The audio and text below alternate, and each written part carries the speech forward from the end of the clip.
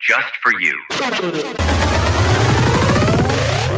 From the latest news to your favorite tunes, we've got your back morning, night, and afternoon. Join our family, connect with your crew. Kings FM 88.5, just for you.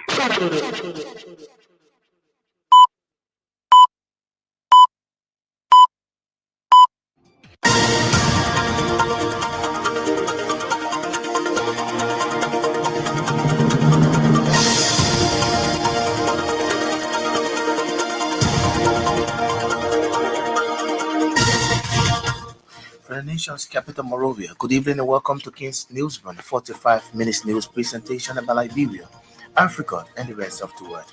Today is Wednesday, November 12, 2025, and I'm Newton Topper presenting. Stories will follow in this evening. President Joseph Walker congratulates emerging diplomats at the 72nd graduation ceremony of the Gabriel L. Dennis Foreign Service Institute, describes them as ambassadors of Liberia's renewed global vision and commitment to effective diplomacy.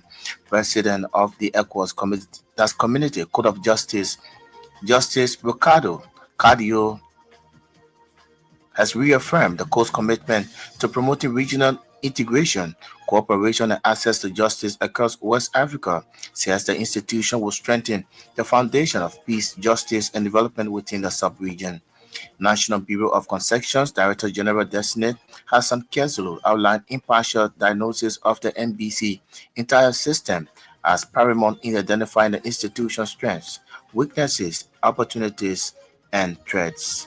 And away from Liberia, South Africa's President Cyril Ramaphosa says boycott politics doesn't work as he hit back at U.S. President Donald Trump's decision to skip the G20 Leaders Summit in Johannesburg later this month. This plus the news bulletin, our international development, are all packaged.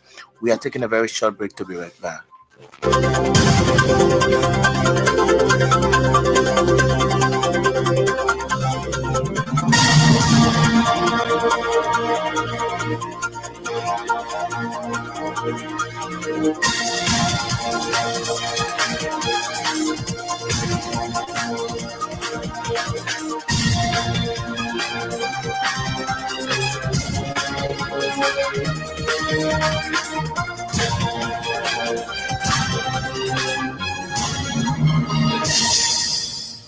Thanks for rejoining us at the juncture. We cross over to Sam Andrews with the news bulletin.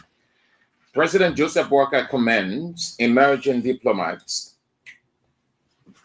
at the 71st graduation ceremony of Gabriel Dennis Foreign Service Institute. Delivering the keynote address, President Walker lauded the graduates for their dedication, discipline, and excellence. He described them as ambassadors of Liberia's renewed global vision and commitment to effective diplomacy. President Walker praised the FSI, or the Foreign Service Institute, for its comprehensive and transformative curriculum, which blends rigorous theory with practical application in critical areas such as economic management, environmental diplomacy, conflict mediation, and global governance. He emphasized that the institution approach warrants graduates emerge not just as representatives of Liberia, but as architects of peace, cooperation, and development on the international stage. Mr. Walker reaffirmed his government's commitment to strengthening the country's diplomatic institutions and expanding opportunities for professional development across public sector. The president of ECOWAS Community Court of Justice, Ricardo Concavelt, has reaffirmed the court's commitment to promoting regional integration, cooperation, and access to justice across West Africa. He made the remarks during his keynote address at the opening of the outreach program of ECOWAS Community Court of Justice in Monrovia. President Conclave underscored the vital role of the court as a guardian of ECOWAS legal order and an institution that strengthens the foundation of peace, justice, and development within the sub-region. He highlighted ECOWAS Code of Justice, established under the 1991 Protocol, has evolved since its operationalization in 2001 to become a key instrument for protection of human rights and the rule of law among ECOWAS member states. He explained the outreach program in Liberia aims to raise public awareness about the court's mandate, procedure, and accountability, noting that many citizens remain unaware of their rights to approach the court for redress in matters concerning human rights violations. In a related development, the Liberian government has reaffirmed its unwavering commitment to fulfilling its financial and legal obligations within the economic community of West African states, emphasizing its support for regional peace, human rights, and integration. Speaking Wednesday on behalf of Finance and Development Planning Minister Augustin Bongafwan, the Deputy Minister for Administration, Bill McGill, highlighted under the leadership of Joseph Boakai, the issue of Liberia's community payments have been effectively addressed. He emphasized that justice and human rights remain central to regional integration, adding that all of those aspirations would not be realized until collective commitment to enforcing the court's decision and maintaining full compliance with the community levy obligations.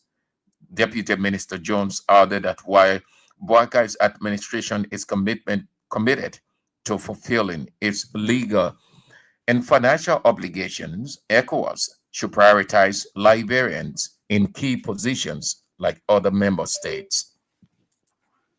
A high-level delegation led by UNICEF representative Andre Brooks is in Liberia to engage lawmakers, particularly members of the House of Representatives Committees on Health,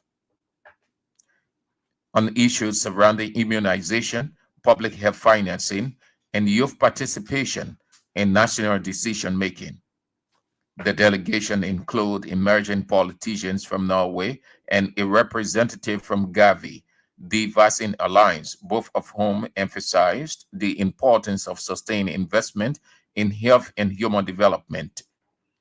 During their Wednesday discussions with members of the legislature, Gavi representative urged lawmakers to adopt a long-term view of immunization, stressing that vaccination programs should be regarded not only as expenditure but as strategic investment in Liberia human capital.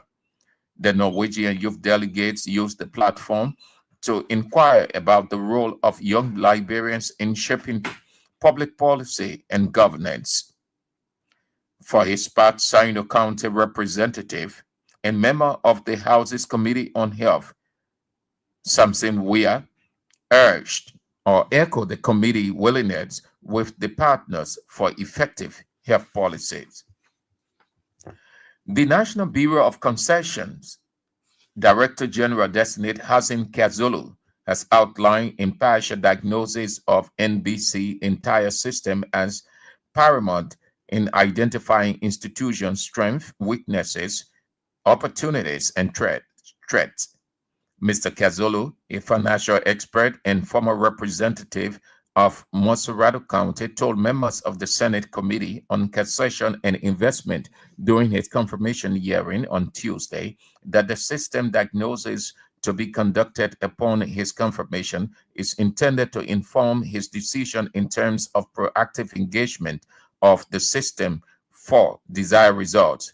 He noted that considering the National Bureau of Concession crucial role in making Liberia's natural resources, is committed to promoting transparency in concession agreements. The National Bureau of Concession Director General Designate also said upon confirmation, he will embark on strengthening legislation by enforcing all existing concession laws for the benefit of all parties. The executive director of the Environmental Protection Agency, Dr. Emmanuel Yakbawulo, has called on world leaders to go beyond pledges and act with urgency to protect the planet from remaining tropical forests. Representing President Walker at the 30th Conference of Parties to the United Nations Framework Convention on Climate Change in Brazil, Dr. Yapaulo extended appreciation to the government of Brazil for hosting what he described as a historic climate summit in the heart of the Amazon rainforest. He praised Brazil's leadership in forest stewardship, noting it stands as a global example of how countries rich in natural capital can lead in climate diplomacy and environmental justice.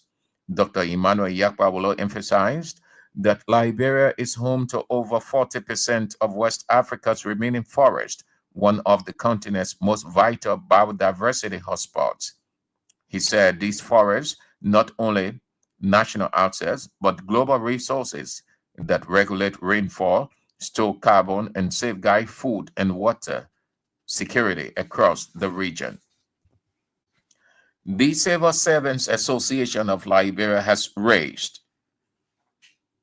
serious concerns following the submission of the draft budget, describing the allocation process as insensitive to the needs of the public workforce.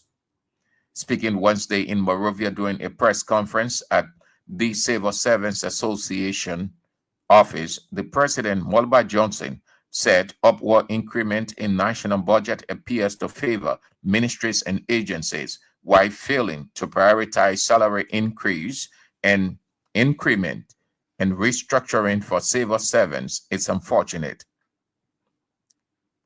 Mr. Johnson highlighted that on November 5th, 2024, the Consortium of Public Sector Workers of Liberia conducted extensive research to both the harmonization process and personal income tax regime, adding the outcome of the research was a resolution advocating for increased wages and comprehensive salary restructuring across all public sector workers.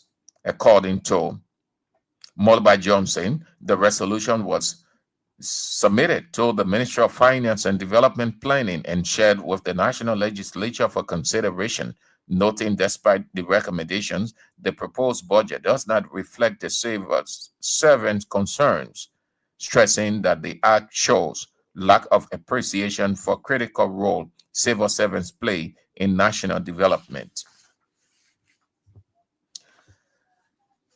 A criminal trial involving allegations of money laundering, theft, and misuse of public assets has commenced at the First Judicial Circuit Court, Criminal Court C, Maserati County. The hearings, which will be presided over by the assigned circuit judge Usman Fekai, have already captured national attention due to the high-profile nature of the defendants. The case, brought by the Liberian government through the Assets Recovery and Property Retrieval Task Force, in collaboration with the Ministry of Justice, named dozens of individuals, including former government officials, corporate executives, and business managers.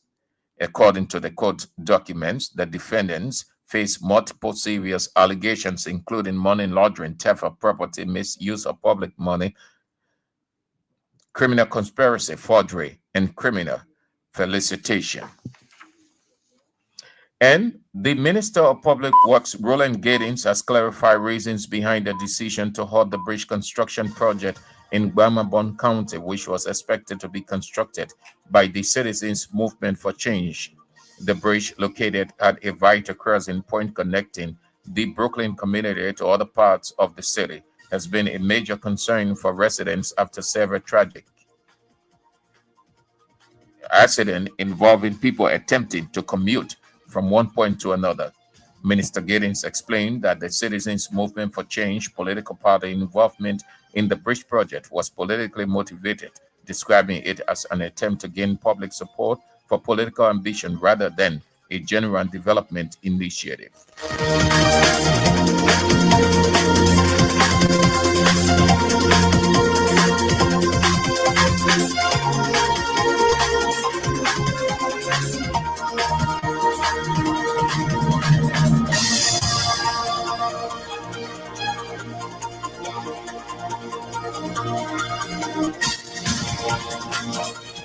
Sam Andrews there with the news bulletin. What if you just joined us? A reminder. You're listening to King's Newsman, 45 minutes news presentation about Liberia, Africa, and the rest of the world. Today is Wednesday, November 12th, 2025, and I'm Newton, talk by presenting stories. We're following this evening. President Joseph Walker congratulates emerging diplomats at the 71st graduation ceremony of the Gabriel L. Dennis Foreign Service Institute, describes them as ambassadors of Liberia's renewed global vision and commitment to effective diplomacy. President of ECOWAS Community Court of Justice, Ricardo Cardio Conclaves reaffirmed the court's commitment to promoting regional integration, cooperation, and access to justice across West Africa, says the institution will strengthen the foundation of peace, justice, and development within the sub-region. National Bureau of Concessions Director General Destiny Hansen Kasulu has outlined impartial diagnosis of the MBC entire system as paramount in identifying the institution's strengths, weaknesses, opportunities, and threats. Away from Liberia, South Africa's President Cyril Ramaphosa says boycott politics does not work as he hit back at U.S. President Donald Trump's decision to skip the G20 Leaders Summit in Johannesburg later this month. These are stories we follow here this evening on King's Newsroom. We are taking another short break and we'll come back. We'll bring you the voices of the newsmakers.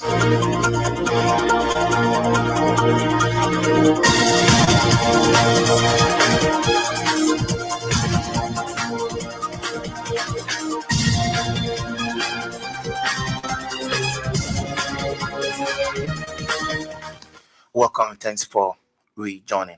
On our first development here this evening, President Joseph Walker has commended emerging diplomats at the 71st graduation ceremony of the Gabriel L. Dennis Foreign Service Institute, delivering a keynote address at the 71st graduation ceremony of the Foreign Service Institute held at Ellen Johnson Sirleaf's ministerial complex in Congo Town. President Walker lauded the graduates for their dedication, discipline, and excellence, describing them as ambassadors of Liberia's renewed global vision and commitment to effective diplomacy. It is always an honor and a great joy to join you today and deliver the keynote address at the graduation ceremony of the Gabriel L. Dennis Foreign Service Institute. Each visit to this prestigious institution filled me with pride and admiration for the enduring legacy of excellence. I'm especially delighted that 120 graduates here today represent the largest graduating class in the institution's remarkable 74 years of history. This ceremony is also unique because it combines three segments of our institution's training platform: the 10-month regular academic program, the Madame Swakoko graduate program, which is exclusively for female diplomats, and 6-week refresher and orientation program for elected and appointed officials and professionals. As emerging diplomats, you have combined and completed rigorous training in various areas, including development diplomacy, multilateral diplomacy, with exclusive refinement. Today's graduation, for all positive reasons, also paved the way to support Liberia's commitment to reclaim its historical role as a leading force of African diplomacy on the global stage. The Gabriel L. Dennis Foreign Service Institute has evolved into a crucible of excellence, forging diplomats equipped to navigate the complexities of modern international relations. My candid impression is this: the Institute does not merely train, it transforms. In a grand tradition of diplomacy, where intellect, restraint, and subtle act of negotiation shape the destiny of nations, the FSI instills in the students the mastery of both principle and pragmatism. The curriculum blending rigorous theory with the practice of statecraft upholds standards that rival the world's most esteemed diplomatic academics. From economic statecraft to conflict mediation, the FSI ensures its graduates emerge not only as representatives of Liberia, but as architects of its expanding global imprint. Meanwhile, the Liberian leader commended the Ministry of Foreign Affairs and the Foreign Service Institute administration for rebranding and modernizing their training modules to align with global standards, preparing Liberia for a more assertive role in international affairs, including future participation in key United Nations and multilateral initiatives. President Boakai called for a renewed spirit of professionalism, integrity, and global awareness among Liberia's public servants and diplomats, emphasizing that the nation's progress depends on a generation of leaders who speak the language of global governance with clarity and conviction. Optimal capacity building is essential in this field. Every Liberian diplomat, civil servant, and aspiring to multilateral institutions or the corporate sector must take advantage of the Foreign Institute training. That is because Liberia's progress depends on a group of professionals who speak the language of global governance fluently, with integrity, and with strategic foresight.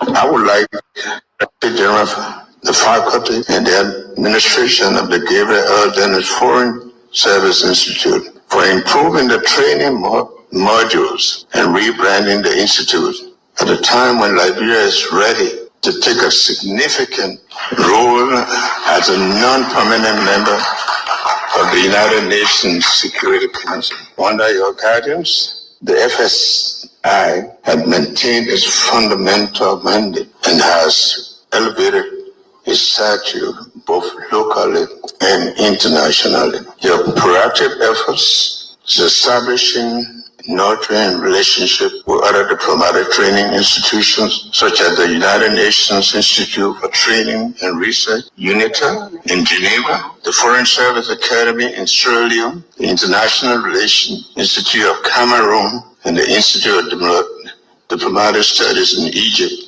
among many others, are commendable.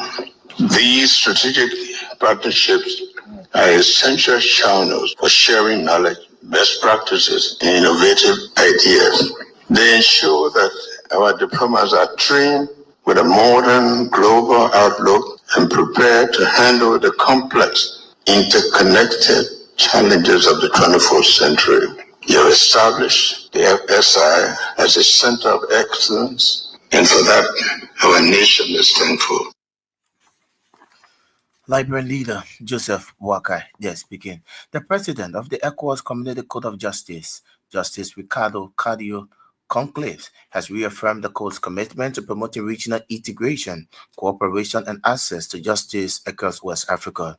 He made the remarks during his keynote address at the opening ceremony of the outreach program of ECOWAS Community Court of Justice held in Monrovia, Liberia. Speaking at the event, President Goncalves underscored the vital role of the court as a guardian of the ECOWAS legal order and an institution that strengthens the foundation of peace, justice, and development within the sub-region. And to contribute to the progress and development of the African continent.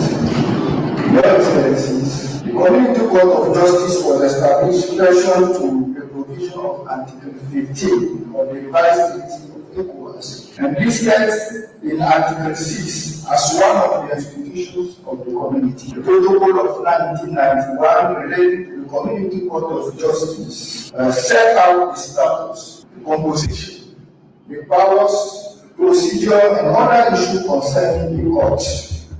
Furthermore, the protocol clearly states that the court is the principal legal organ of ECOWAS with the main function of resolving disputes relating to the interpretation and application of the provisions of the revised treaty and the annexed protocol and convention and providing advisory opinions. However, the Supplementary Protocol of 2005 amended the one of 1991 and expanded the mandate of the court, which can be categorized as follows: mandate as a community court, mandate as ECOWAS public service administrative court, mandate as a human rights court, and also mandate as an arbitration tribunal. Most significantly, The supplementary protocol, for the very first time, granted direct access to the community court of justice to individuals and public bodies. He further explained that the outreach program in Liberia aims to raise awareness about the court's mandate procedures and accessibility, noting that many citizens remain unaware of their rights to approach the court for redress in matters concerning human rights violations, and the initiative to seek and bridge the gap. My Lord, the Honorable President of the Community Court of Justice in Wales, my Lord, the Honorable Vice President of the Community Court of Justice in ECOWAS, the representative of the region of ECOWAS in Liberia, the Excellencies, the Ambassadors, dear Director, colleagues of Community Court of Justice, distinguished ladies and gentlemen, men and women of the press, fellow ECOWAS, on behalf of the Honorable President and the College of Judges of the ECOWAS Court of It is my pleasure to welcome you all to the opening ceremony of this 4-day outreach program in legal clinic, which is starting today and culminating on Saturday with the legal clinic at the same place and the ministerial complex. This event forms part of the activities marking the 50th anniversary of the Economic Community of West Africa, with ECOWAS, a milestone that invites both reflection. He is the president of the ECOWAS Community Court of Justice, Justice Ricardo Cardio Conclave. We are speaking. In a related development, the government of Liberia, through the Ministry of Finance and Development Planning, has reaffirmed its commitment to fulfilling its financial and legal obligations within the economic community of West African states, emphasizing its support for regional justice, human rights, and integration.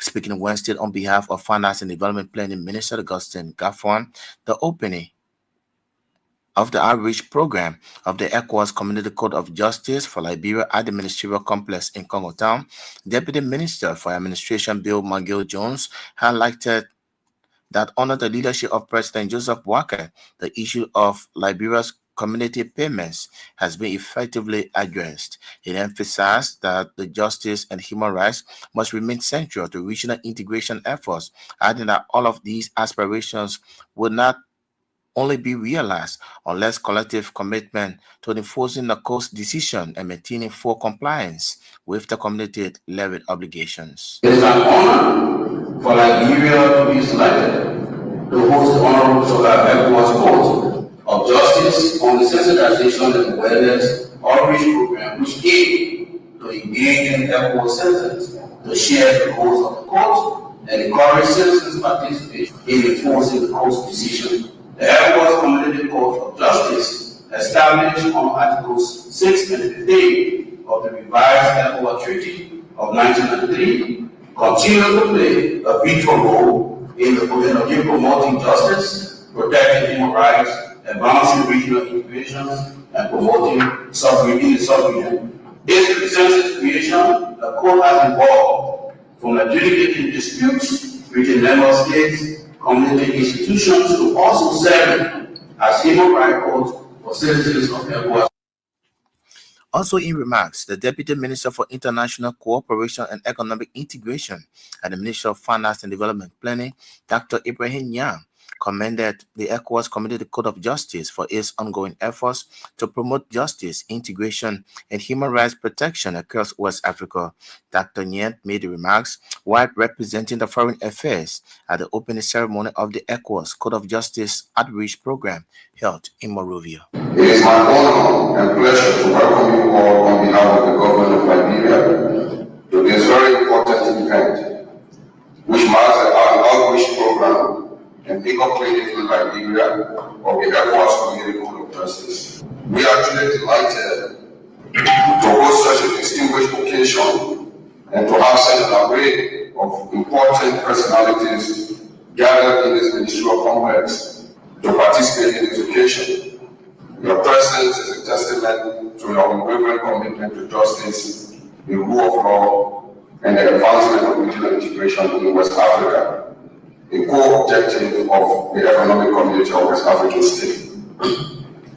The ECOWAS Community Code initiative of expanding access to justice and navigating contemporary challenges, particularly in access to justice, is a very timely event in our country and our sub-region.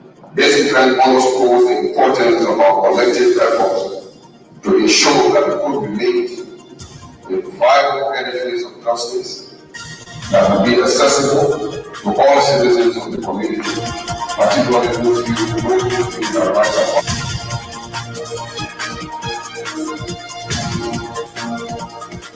He is the Deputy Minister for International Cooperation and Economic Integration at the Ministry of Finance and Development Planning, Dr. Ibrahim Yen.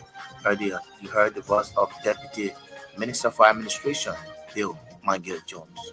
Well, if you're just joining us, with the time half past the hour, a reminder you're listening to King's News, the 45 minutes news presentation about Liberia, Africa, and the rest of the world. Stories will follow in this evening. President Joseph Walker congratulates emerging diplomats at the 71st graduation ceremony of the Gabriel L. Dennis Foreign Service Institute, describes them as ambassadors of Liberia's renewed global vision and commitment to effective diplomacy. President of ECOWAS, Court of Community Justice, Justice Ricardo Cardio Conclaves reaffirmed the Court's commitment to promoting regional integration, cooperation, and access to justice across West Africa, says the institution will strengthen the foundation of peace, justice, and development within the sub-region. National Bureau of Construction Director General Designate Hassan Kazulu outlined impartial diagnosis of NBC entire system as paramount in identifying the institution's strengths, weaknesses, and opportunities and threats. Away from Liberia, South Africa's President Cyril Ramaphosa says boycott politics does not work as he hit back at U.S. President Donald Trump's decision to skip the G20 Leaders Summit in Johannesburg later this month. These are stories we follow here this evening on King's News Room. We are taking another short break. When we come back, we continue with more voices on the program.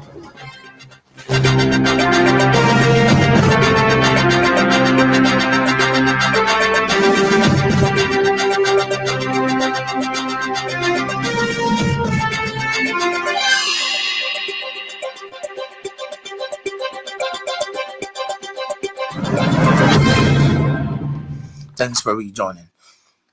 On this one now, the Executive Director of the Environmental Protection Agency, Dr. Emmanuel Yakpaulo, has called on world leaders to go beyond pledges and act with urgency to protect the planet's remaining tropical forests.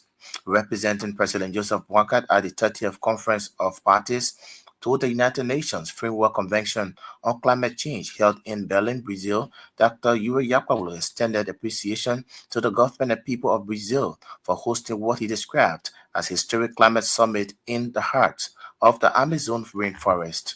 He praised Brazil's leadership in forest stewardship, noting that it stands as a global example of how nations rich in natural capital can lead their climate diplomacy and environmental justice. Dr. Yuri Yakpaulo emphasized that Liberia is a home to over 40% of West Africa's remaining forests, one of the continent's most vital biodiversity hotspots.